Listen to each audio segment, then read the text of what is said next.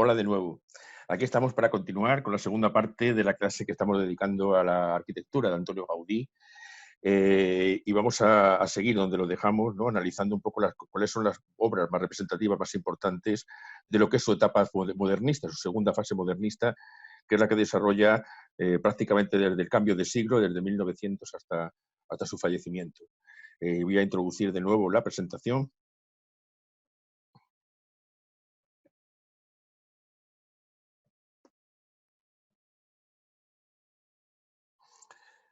Bien, ya lo tenemos aquí. Y comentar que entre las 4 obras fundamentales que vamos a analizar en esta clase de esa etapa modernista, ya hemos hablado de una en la parte anterior, hablando de la Casa Batlló, ¿verdad? Que es una de las más representativas de todo ello. Vamos a analizar ahora otro ejemplo donde se nos habla de cómo Gaudí no solo realizó estas mansiones o casas unifamiliares, ¿no? Que va a ser el ámbito más amplio, ¿no? De la creación arquitectónica de Gaudí, tanto dentro como fuera de Barcelona, sino también en algunas ocasiones va a abordar empresas mucho más ambiciosas, como es el caso de auténticas manzanas, ¿no? Auténticos bloques de casas, que en este caso va a desarrollar en la zona del ensanche de Barcelona. Ya saben que durante el siglo XIX Barcelona va a adquirir, ¿no? Por la enorme atracción de población que estaba suponiendo, una ampliación urbanística brutal, ¿no? Muy amplia, y se va a desarrollar fundamentalmente en la zona bien articulada del ensanche, ¿no? Del ensanche barcelonés. Y a Gaudí le van a encargar nada menos que el diseño de una de estas manzanas, de uno de estos bloques de viviendas que va a desarrollar en una parte del ensanche, ¿no? Y va a hacer una arquitectura va a desarrollar una arquitectura que va a ser realmente tan adelantada a su tiempo, tan demasiado innovadora y genial, que va a suscitar muchas críticas en su época, pensando que era algo excesivamente extraño, extravagante, ¿no? Que era casi como una arquitectura futurista integrada dentro de este plan de ampliación de la ciudad de Barcelona, que le creará pues una gran cantidad de animadversión, ¿no? Y de crítica que aparecerá en la prensa, pero como sucede con muchas obras geniales, ¿no? Finalmente todo esto será asimilado y se convierte hoy también en paradigma, uno de los emblemas de la creación arquitectónica de Antonio Gaudí. Es la Casa Milà, conocida también como la Pedrera. Ahí tiene un aspecto de la parte superior para hacerse una idea del volumen realmente de lo que supone la creación de esta casi completa manzana del ensanche que va a diseñar con esta casa. Es decir, al exterior, que se va a repetir uno de los elementos que hemos visto propios de la arquitectura modernista, tanto en general como del propio Gaudí, que es esa tendencia a la ondulación, ¿no? A evitar las líneas rectas, sino que las líneas de cornisa, los frentes de la fachada, los vanos, las ventanas, todo ello carezca de líneas rectas o de ángulos, y que todo sea una continua ondulación, ¿no? Una continua curvatura, ¿no? De todos los elementos propios de la arquitectura y de su decoración, como venía comentando anteriormente. Y hablamos también de otra de las características propias de Gaudí, que era la inspiración en el ámbito natural. Y aquí va a hacer una síntesis de ambas cosas. Por una parte, ese carácter, ya digo, tendente a la ondulación de la arquitectura de su tiempo, pero también inspiración en el mundo natural. Y es que es muy evidente que la inspiración de la Pedrera está inspirado directamente, está tomado directamente de los acantilados de la costa catalana. Es decir, aquellas zonas en las cuales es una zona, el borde del mar es de piedra, pétreo, ¿no? Entonces, debido a la erosión tanto del mar como de las olas, se ha producido esa especie de forma ondulada característica de los acantilados de la roca, ¿no? De los acantilados del borde del mar, y él va a trasladar aquí, en este caso, a esta casa, que le da los frentes exteriores ese aspecto irregular y, como ya digo, procedente directamente de esa visualidad de lo que son los acantilados marinos, ¿no? Y también el hecho de que las propias barandillas de los balcones, ahora veremos algún caso, algún ejemplo más de cerca, algún detalle, ¿no? De lo que sería todo esto, va a estar inspirado en las algas, que cuando baja la marea se quedan adheridas a las rocas y, por tanto, crean esa especie como de elementos también vegetales que cuelgan, ¿no? De algunas partes de las rocas de los acantilados, y que ha querido recrear también en la irregularidad de los balcones, dando la sensación de que son rocas, por tanto marinas, con sus algas, elementos vegetales que han quedado allí, ¿no? Adheridos a la roca después de la bajada de la marea. Ven aquí este detalle fantástico, ¿no? Donde se ve claramente ese intento de dar el aspecto vegetal a los balcones metálicos, ¿no? de la casa, y esa permanente ondulación de entrantes y salientes que tiene inspiración también, podemos remontarnos al barroco, ¿no? Para hablar de esto, pero que sobre todo, insisto, se inspira en elementos naturales como son la propia línea de costa, ¿no? Que él conocería muy bien y que sin duda ha tratado de recrear en su edificio. Vean, ahora que están apreciando este detalle de la fachada, cómo ninguna ventana es igual. Ningún balcón, ninguna ventana, todos son completamente diferentes. En la línea de lo que comentaba antes, la arquitectura de Gaudí nunca es predecible lo que te vas a encontrar de una habitación a otra, sino que todas tienen una morfología, un aspecto y una decoración absolutamente distintas en cada caso. Esta manzana de la Casa Milá tiene dos patios, donde también, cómo no, por bien que tiene una forma absolutamente irregular, los patios son absolutamente diferentes uno de otro, no tienen nada que ver, y tienen, lo único que coinciden es este diseño también absolutamente ondulado del perfil, que tiene el patio en consonancia con la fachada y con los elementos de la cubierta, ¿no? Ven aquí cómo crea uno de los patios, que ya digo, es diferente al otro, también esta especie de buhardillas, ¿no? En la parte de arriba, con ventanitas que permiten acceder a visualizar el interior del patio, y sobre todo vamos viendo otro de los elementos absolutamente geniales, ¿no? Y muy conocidos, ¿no? Muy celebrados de la arquitectura de la Casa Milá, de Gaudí, que son las chimeneas, ¿no? Véase aquí en este caso, chimeneas que están diseñadas con formas muy diversas. Algunas tienen formas como helicoidales, ¿no? Otras tienen forma, ya veremos, que recuerda un poco a los cascos de los guerreros griegos, ¿no? Tiene, pues bueno, una serie de inspiraciones muy diversas que va a dar lugar a unas formas muy, muy variadas. Este es otro aspecto desde el interior del patio hacia arriba, ¿no? Recreando, como ya comentaba antes, esta especie de formas onduladas y también con atención siempre a la luz. Aquí no se conserva demasiado bien, pero siempre la pintura con la que decora el interior de estos elementos trata de tener en cuenta la luz para que crear en la parte superior unos tonos más oscuros y más claros en la inferior que permitan que el aspecto de la luz que entra tenga un aspecto uniforme, homogéneo a entrar a todo esto. Y abajo, en la antigua cochera, lo que era la cochera original del edificio, ya digo, más para carruajes de caballos que de coches, vean también el aspecto orgánico de la reja, ¿no? Que no es una reja normal con una serie de elementos verticales, ¿no? Y otros horizontales, sino que tiene un aspecto también como natural, orgánico, como si fueran igualmente como algas o elementos vegetales que han quedado adheridos a la roca y que cuelgan, o quizá como una telaraña, una especie como de telaraña también, un poco el aspecto que no sería extraño en algunas construcciones, este tipo de planteamiento, ¿no? Y lo que comentaba antes, la maravilla que supone pasear no solo por dentro del edificio, sino también por la azotea, ¿no? Para poder contemplar estas construcciones insólitas, fantásticas, ¿no? Muy imaginativas de las chimeneas, con algunas fórmulas, como vemos al fondo, de forma helicoidal, como si fueran, recuerda a los antiguos zigurats mesopotámicos o islámicos también, que tienen esta forma como helicoidal que va ascendiendo hacia la parte de arriba, con lo cual, de nuevo, posible influencia oriental en la creación de estos elementos y estas primeras chimeneas donde la parte superior recuerda inevitablemente, como decía antes, a cascos militares de época griega, ¿no?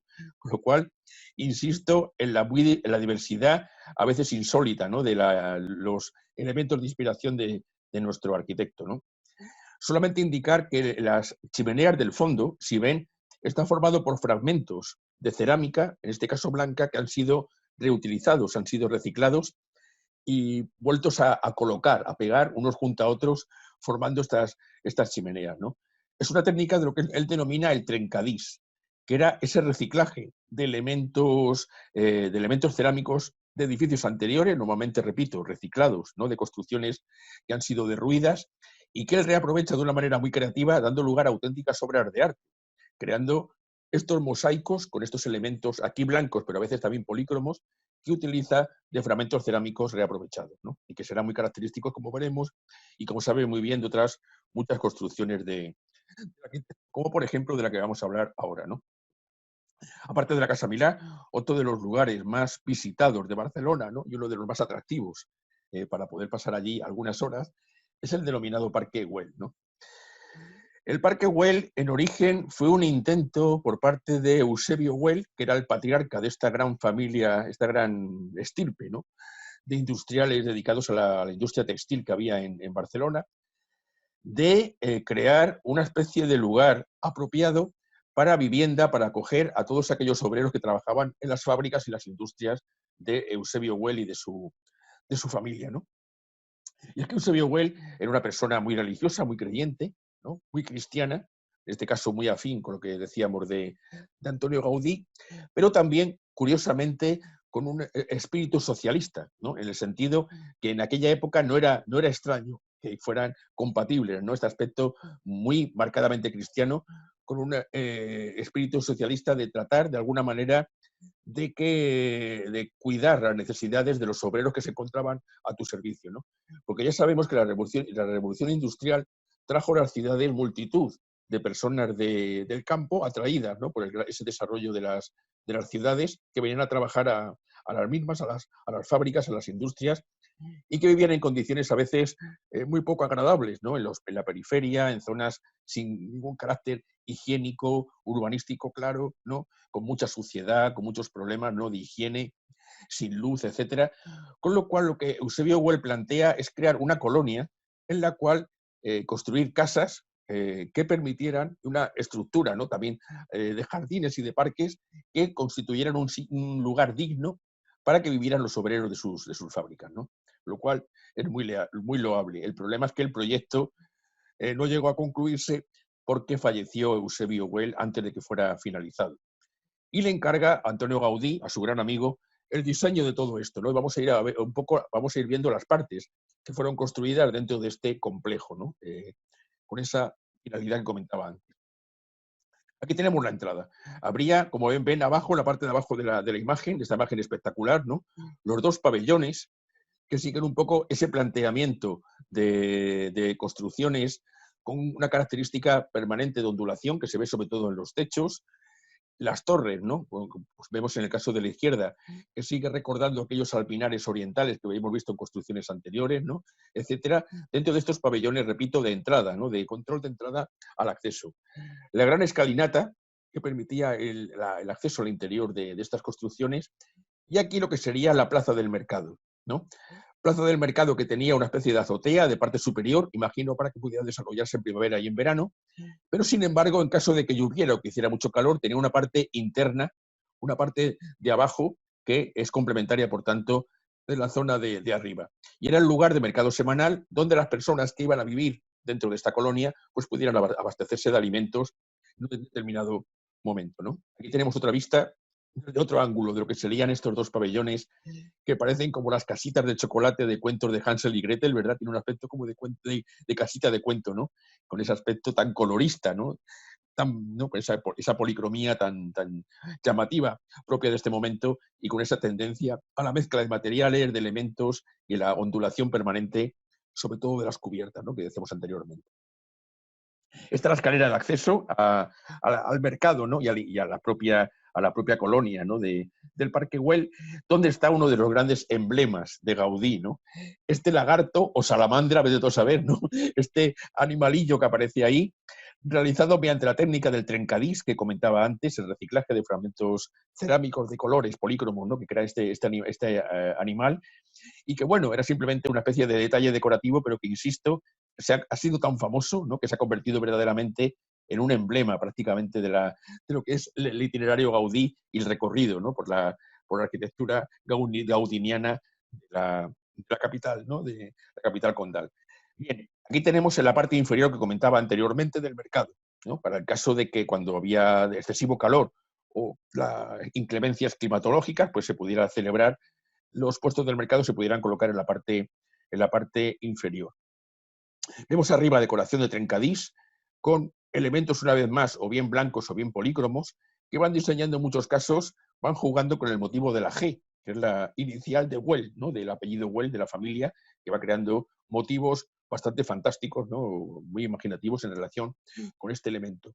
Pero sobre todo está el tema de los soportes, ¿no? Los soportes, las columnas que sujetan toda la parte superior, la azotea de ese mercado, que son soportes que están inspirados en la arquitectura griega, ¿no? Y concretamente en el estilo dórico. El estilo dórico del Partenón, que es el edificio griego de la Acrópolis más representativo de este estilo, ¿no? Con sus con la falta de basa, ¿no?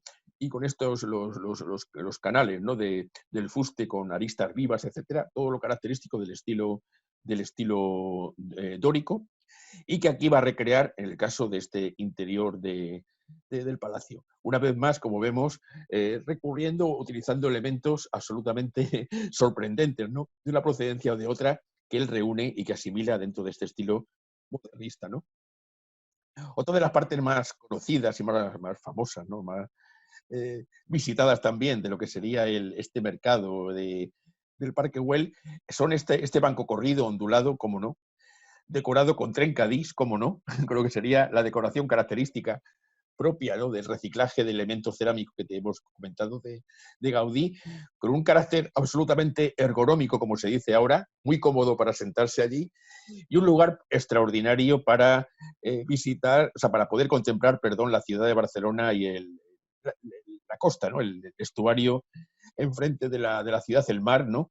Porque, como me imagino que saben, el Parque Güell se encuentra en una de las laderas, ¿no? Próximas, de uno de los montes próximos a la ciudad de Barcelona, escalonado, adaptado de manera escalonada a lo que sería esa pendiente, y por tanto las vistas desde aquí de la ciudad son espectaculares. Es uno de los lugares ideales para, ¿no? Como descanso prácticamente entre visita y visita, por venir aquí para recrearse con la vista, ¿no? De la ciudad de Barcelona y con el mar, ¿no? Con la parte del mar que se puede ver del puerto, que se puede apreciar también desde aquí.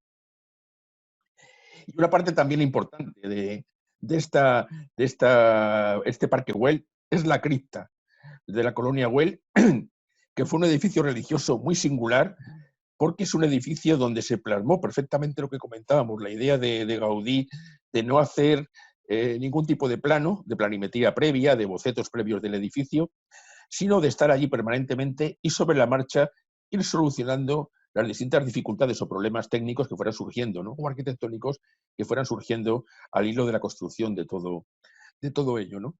Y es este carácter improvisado, continuado, y luego el hecho también de que no estuviera acabada la iglesia de la colonia, igual que otras partes, quedaron sin concluir, es lo que le da este aspecto de primitivismo, ¿no? Casi de arquitectura no moderna, sino casi como primitiva, como megalítica, como si fuera una arquitectura prehistórica, ¿no? Vean, por ejemplo, los bloques monolíticos de los pilares y de los capiteles, etcétera, que vemos en la parte central de la nave de esta singular iglesia, y el hecho de que dejara los muros de piedra, de ladrillo, sin ningún tipo de revestimiento. No sabemos si a propósito o realmente esa era la idea, que quedara como una especie de carácter primitivo, ¿no?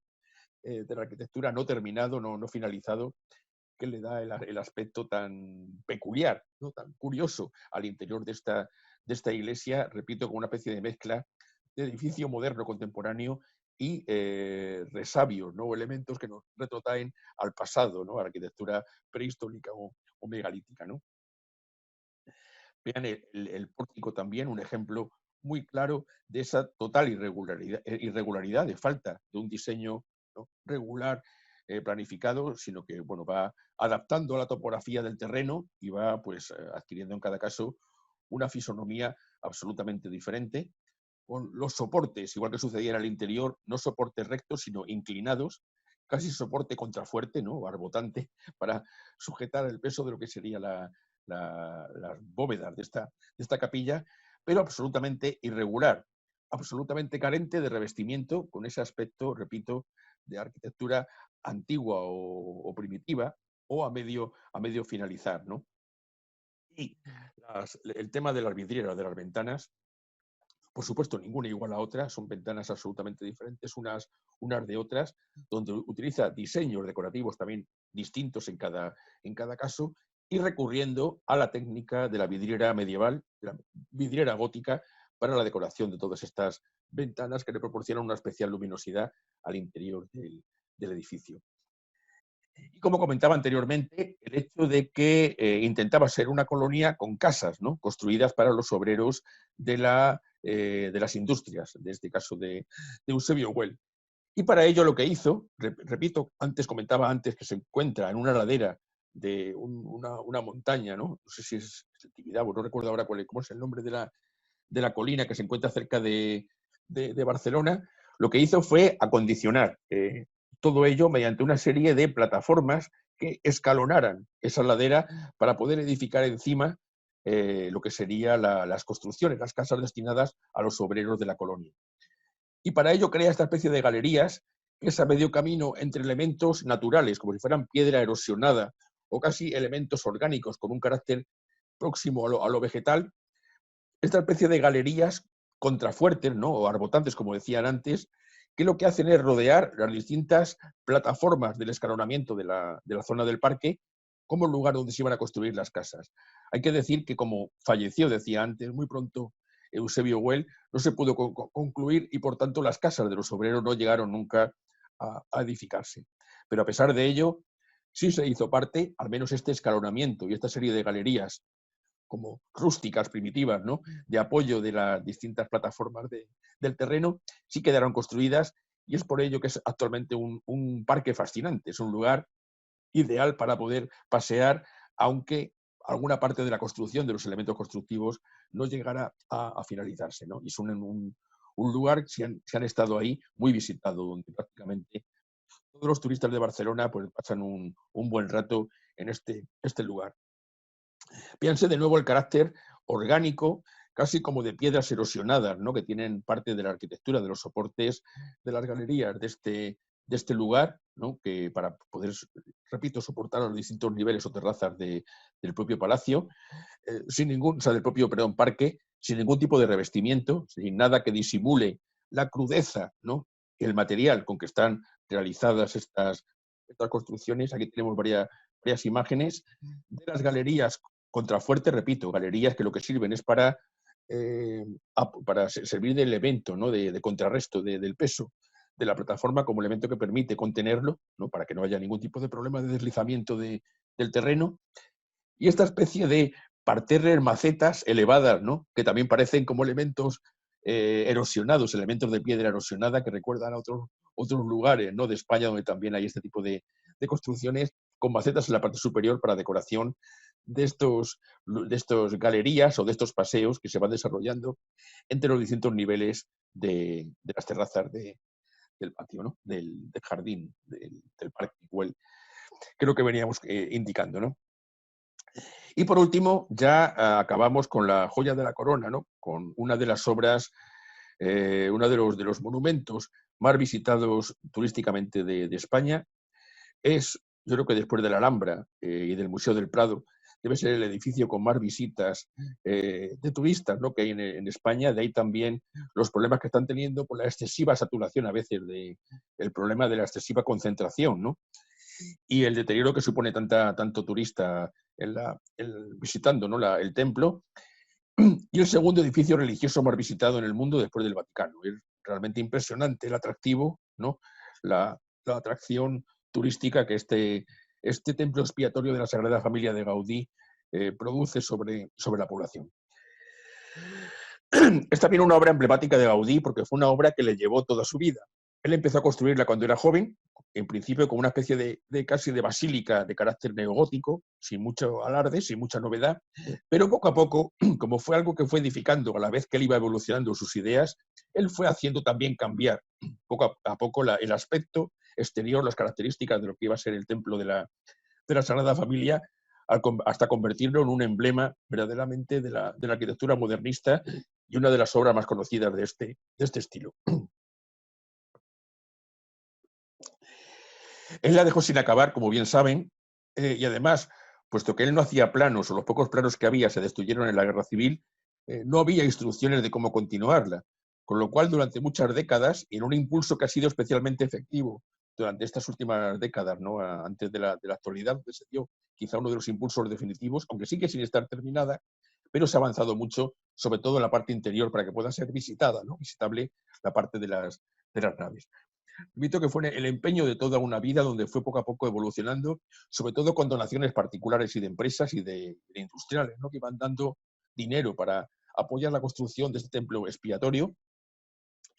Y la idea, en un principio, era incluso más monumental de lo que vemos en la actualidad, ya que se trataba de un gran templo de 5 naves, eh, con, creo recordar que hasta, no sé si eran 18 torres, ¿no? La que quería hacer en un principio, de las cuales solamente han quedado 8. Me imagino que lo de 18 hubiera sido prácticamente imposible, pues no hubiera habido sitio prácticamente para implantar tanta torre. Han quedado solamente 8 torres en la actualidad, 8 torres que alcanzan casi los 200 metros de altura, y es por eso que es actualmente creo que es el edificio religioso más alto, al menos en lo que se refiere a las torres, de los edificios religiosos construidos en la actualidad. Aquí tenemos otra vista, ya más actual, la otra era en el proceso de construcción, ¿no? Y ahí vemos el aspecto que tiene actualmente, o se le va dando poco a poco conforme se va avanzando en la construcción del edificio, ¿no? Una catedral, una construcción, una basílica, como ya digo, de estilo gótico, que se ve fundamentalmente en la verticalidad, aunque la parte exterior de las torres y de la arquitectura la trató de una manera muy personal. Era casi como si la vegetación recubriera estos elementos del exterior de las torres, con lo cual se aleja un poco de los elementos estilísticos característicos del gótico para entrar en algo que parece más bien una especie de construcción orgánica, ¿no? Una especie de estructura vegetal que va creciendo hacia lo alto, con lo cual ya está estableciendo una reinterpretación muy personal de lo que es el aspecto externo de la arquitectura, que recuerda a lo gótico, pero se aleja en cuanto a lo decorativo para ir pues, hacia un aspecto, ¿no?, visual muy diferente. Una basílica gótica que tiene 3 portadas, como cualquier otra, la de los pies, la de la parte occidental y 2 laterales, ¿no?, que se dedican específicamente a 3 momentos importantes de la vida de Jesús, que son la Natividad, una de las portadas se dedica al tema de la Natividad de Cristo, otra la Pasión y otra a la Resurrección y Gloria de Cristo, que son los aspectos temáticos de cada una de las portadas, y es, por tanto, el tema de cuestión, ¿no?, simbólica, iconográfica, en torno a la cual giran todos los elementos escultóricos, ornamentales, etcétera, que se sitúan en torno a estas puertas. Bien, pues aquí tenemos, por tanto, 8 torres, esas 3 portadas, ¿no?, y toda la parte. Pero aquí hay otro aspecto. También esta es una imagen que tiene algunos años durante el proceso de construcción, como para ver cómo ha ido evolucionando durante prácticamente un siglo el avance de toda la construcción. He de decir también como singularidad que los remates que vemos, esa especie de remate que son como una especie de medallones que tienen como una especie de salientes, de piezas salientes, son de vidrio, son de cerámica vidriada procedente de Murano, que tiene una tradición muy histórica, muy marcada en el tema de fabricación de cristal, el cristal de vidrio de Murano y de elementos vidriados, que se encuentra cerca de Venecia y que fue el lugar de procedencia de estos remates, ¿no? Y aquí observamos el carácter, como ya digo, un tanto diferente, ¿no?, a cómo organiza la decoración de las torres, que rehúye todo el aspecto gótico para parecer como si fuera una especie de colmena, de estructura casi de colmena en toda la configuración vertical de las tremendas torres que finalmente se construyeron dentro del edificio. Aquí tenemos la portada de los pies, la portada de la Pasión, se ve perfectamente arriba la crucifixión, y repito cómo los elementos escultóricos, que son muy abundantes en el exterior del edificio, está repleto de elementos de carácter iconográfico, vegetal, animal, ¿no?, que recubren todo esto siempre con un significado en relación con el tema fundamental de cada una de las portadas, que va pues completando el aspecto externo del edificio. Y el interior es fastuoso. El interior es un alarde imaginativo con estas tremendas columnas, ¿no?, que se desarrollan hacia lo alto de las 5 naves, nada menos, que le dan ese aspecto casi de bosque fantástico, como si fuera el caso de la mezquita de Córdoba, pero aquello en plan islámico y esto en plan catedral cristiana. Las columnas con aspecto vegetal, elementos que van desarrollándose casi sin elemento de interrupción hacia lo alto, creando esas parábolas hiperbólicas que veíamos, esa ondulación en la parte de arriba, la introducción del color, unas vidrieras, ¿no?, muy coloristas, que introducen esos elementos cromáticos que le dan un aspecto casi multicolor al interior, sobre todo cuando hay sol, es el momento propicio en que aparece el sol, y también bóvedas muy originales que recuerdan lejanamente al gótico, pero que se convierten casi en elementos vegetales, como elementos florales que rematan la parte superior de la cubierta y que contribuyen al aspecto absolutamente fantástico de bosque, encantado, fantástico que tiene el interior del edificio y que lo hace tan atractivo, ¿no? Ven aquí varias imágenes de ese aspecto. Una cabecera que recuerda plenamente a las cabeceras góticas, con girola, con doble girola en este caso por las 5 naves, pero con estos soportes tan originales y con ese planteamiento luminoso, ¿no?